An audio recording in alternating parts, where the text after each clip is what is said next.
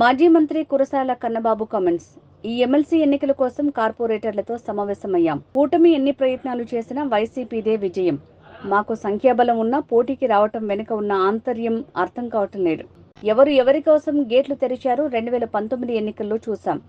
ఎవరెన్ని కుట్రలు చేసినా వైసీపీకి విజయం ఖాయం. బొత్స సత్యనారాయణ స్థానికేతరుడు అంటే మరి ఇక్కడ గెలిచిన సీఎం రమేష్ ఎక్కడివాడు?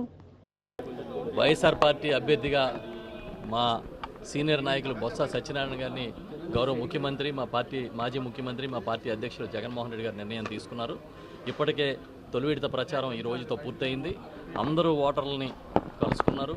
అభ్యర్థిగా మా బొత్స సత్యనారాయణ గారు, అదేవిధంగా మిగతా ఈ జిల్లాలోని మాజీ శాసనసభ్యులు కానీ సీనియర్ నాయకులు అందరూ కూడా పూర్తిగా ఆయన కోసం మద్దతుగా పనిచేస్తూ ఉన్నారు. ముఖ్యమంత్రి గారు ఇప్పటికే చాలామంది ఎంపీటీసీలు కానీ ఈ స్థానిక నాయకులతో కానీ భేటీ అయ్యారు, వారితో మాట్లాడారు, వారిని మోటివేట్ చేశారు. తప్పకుండా ఈ ఎన్నికల్లో మేము విజయం సాధిస్తాం. మాకు 850 ఓట్లలో 650 ఓట్లు పైచిలకు వైఎస్ఆర్ పార్టీ బీఫామ్ మీద గెలిచిన అభ్యర్థులు ఉంటే, మా ఓటర్లు ఉంటే, చంద్రబాబు నాయుడు గారు పోటీ పెట్టాలనుకోవడం ఏంటి అంటే నైతిక విలువలు లేని రాజకీయం చేయడానికి సిద్ధం అవడమే కదా. మీరు ప్రలోభాలు పెట్టడానికి సిద్ధం కావడమే కదా. మా ఓటర్లని ప్రలోభపెట్టి, మా ఓటర్లను బెదిరించి మీరు తీసుకెళ్లాలనే ప్రయత్నమే కదా. దాన్ని ఎదుర్కొంటాం. ఎందుకంటే మా వైఎస్ఆర్ పార్టీ ఒక బలమైన సంకేతాన్ని ఈ ఎన్నిక గెలవడం ద్వారా ఈ రాష్ట్రానికి, ఈ ప్రజలకి, మా పార్టీ నాయకత్వానికి, క్యాడర్కి అందరికీ కూడా మేము ఇస్తాం, ఒక మెసేజ్ ఇస్తాం. అందుకనే తప్పకుండా మేము ఐకమత్యంతో పనిచేస్తున్నాం. 100% ఈ ఎన్నికల్లో గెలిచి తీరుతాం. సార్, స్థాయి ఎన్నికల్లో వైసీపీకి బలం ఉన్నప్పటికీ కూటమి పార్టీ 10 కైవసం చేసుకోవాలని అంతరాయం ఏంటి సార్? ఇప్పుడు అదే కదా. ఇప్పుడు ఈ స్థాయి సంఘాల ఎన్నికల్లో మా పార్టీ ఓటర్లని అక్కడ మా కార్పొరేటర్లు జాయిన్ చేసుకుని అనైతికంగా ఒక పార్టీ బీఫామ్ మీద గెలిచిన వాళ్ళు తీసుకుని గెలిచి అదేదో సాధించినట్టుగా ఒక పెద్ద కిరీటం దక్కించుకున్నట్టుగా మాట్లాడుతూ ఉన్నారు.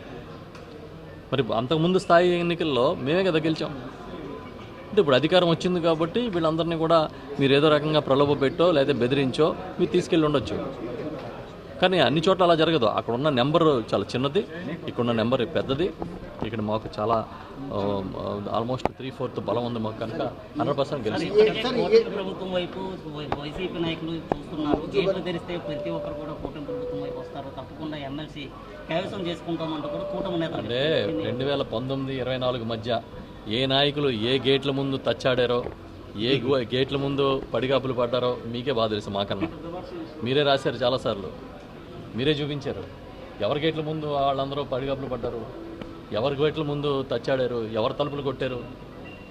ఇప్పుడు మళ్ళీ అధికారం వచ్చినప్పటికీ కొత్త మాటలు మాట్లాడుతున్నారు. కాబట్టి ఇది చాలా సహజమైన మాటలు ఇవన్నీ. ఎందుకంటే అధికారం వస్తే అలాగే అనిపిస్తుంది వాళ్ళకి. కేవలం బెదిరింపులతోటే ప్రలోభాలు కానీ, బెదిరింపులు కానీ, ప్రలోభాలు పెట్టడం కానీ, లేకపోతే వాళ్ళకి ఏదన్నా ఆశ చూపడం కానీ, లేదంటే మేమేదో ఇంకా అధికారంలో 5 ఏళ్ళు ఉంటాం, మీరు వస్తే మేము బాగా చూసుకుంటామని చెప్పడం కానీ ఏదో చేసుకుంటారు.